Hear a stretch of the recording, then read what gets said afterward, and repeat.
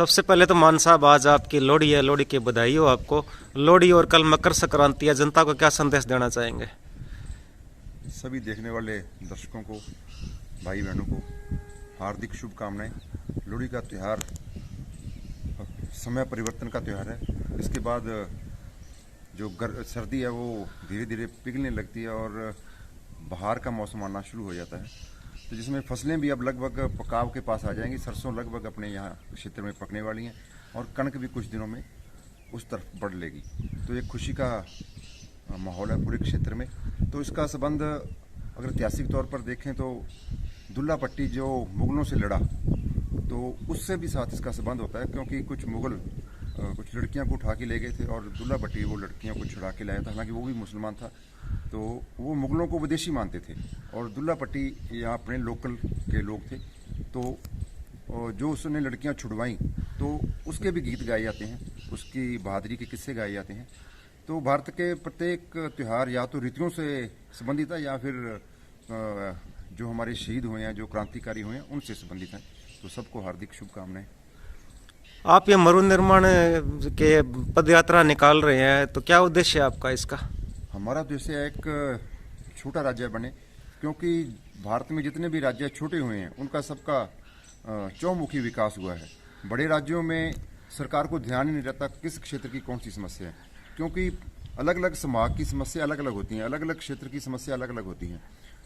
कई बार तो दो गांवों की समस्या भी आपस में नहीं मिलती। अगर अपने एक गांव को अध्ययन करेंगे तो दूसरे गांव में दूसरी समस्या मिलेगी।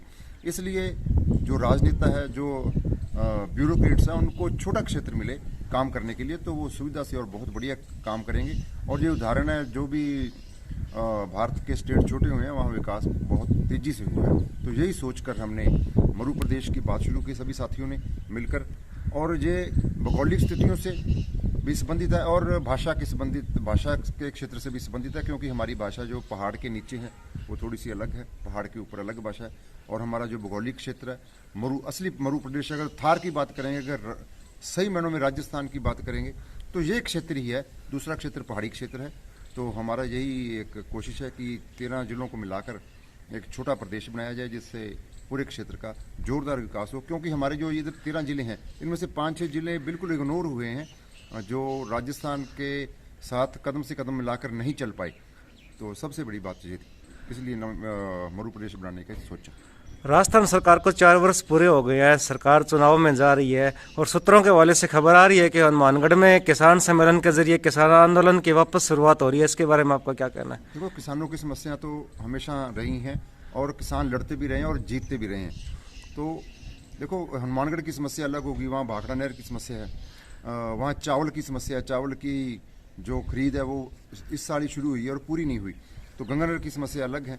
तो किसान संघर्षरत हैं, क्योंकि जो फसलों के भाव है वो एमएसपी के अनुसार नहीं मिलेंगे, तो लागत मूल्य बढ़ेगा, और जब उनको पूरा मूल्य नहीं मिलेगा लागत मूल्य के अनुसार, तो वो आंदोलन तो होंगे और कर्जाई भी होंगे किसान, फिर आत्महत्याएं भी हो रही हैं। तो लड़ाई तो जारी रहेगी। 4 साल के सरकार के कार्यकाल को आप किस तरह से देख रहे हैं? देखो, कुछ कार्य ऐसे हैं जो गहलोत सरकार ने बढ़िया किए हैं, ऐसी बात नहीं है। जैसे शहरी नरेगा योजना है गरीबों के लिए, चिकित्सा में भी अच्छा काम हुआ है, स्वास्थ्य के लिए भी अच्छा काम हुआ है। तो देखो, किसानों के लिए जितना होना चाहिए था वो उतना नहीं कर पाए। हमारे क्षेत्र में जैसे डिग्गियाँ हैं, डिग्गियों की संख्या अगर खूब हो जाए तो खेती और बढ़िया हो जाए। तो फुआरा पत्ती है, अगर उसमें अनुदान कम मिल रहा, अभी 3 लाख, पिछले 15 साल से 3 लाख रुपये मिल रहा है डिग्गी पर, और डिग्गी का वो उनकी संख्या कम है। अगर दोनों बात पूरी हो जाए तो ये गंगानगर के लिए, हनुमानगढ़ के लिए, नहरी क्षेत्र के लिए, क्यों डिग्गियाँ नहरी क्षेत्र में बढ़ेंगी तो इससे फसल जस्ट डबल हो सकती है अगर खूब डिग्गियाँ बन जाएगी। रात आपने लोहड़ी दियाना मनाया है, बेटियों को पैकेज दिया है, तो बेटी पढ़ाओ बेटी बचाओ के तहत क्या मैसेज देना चाहेंगे? देखो, ये गंगानगर में एक अलग संस्कृति रही है। यहाँ अपने पिछले कई सालों से लड़कियों की लोहड़ी, क्योंकि जो लोहड़ी का त्यौहार है वो लड़का होने की खुशी पर मनाया जाता था अपने इस क्षेत्र में, तो ये इसको परिवर्तन कर लड़की होने पर खुशी मनाने की बात की गई है। देखो, भारत की आधी आबादी लड़कियां हैं और उनको अधिकार अभी भी नहीं मिले जो उनको पूरे अधिकार मिलने चाहिए। अगर अपने बात करें तो लड़कियों ने ज़्यादा मुसीबत से गुजरी हैं, क्योंकि पहले सती प्रथा थी। अगर पति की मृत्यु, अकाल मृत्यु हो जाए तो उस लड़की को भी साथ में जला दिया जाता था। पूरे अंग ढकने की सुविधा नहीं थी, अधिकार नहीं था लड़कियों को, पढ़ने का अधिकार नहीं था। अब भी अगर अपने सोचे तो आधी आबादी है, तो आधी सीटों पर तो लड़कियां होनी ही चाहिए। तो जो हमारे राजनेता है वो बातों कर लेते हैं महिलाओं के लिए, लेकिन जब महिलाओं के आरक्षण की बात आती है तो वो भूल जाते हैं। 49% लड़कियां हैं तो 49% आरक्षण क्यों नहीं मिलना चाहिए? हम तो इसके भी पक्षधर हैं। प्रत्येक सीट पर आधा हक उनका है तो उनको आधा हक मिलना चाहिए।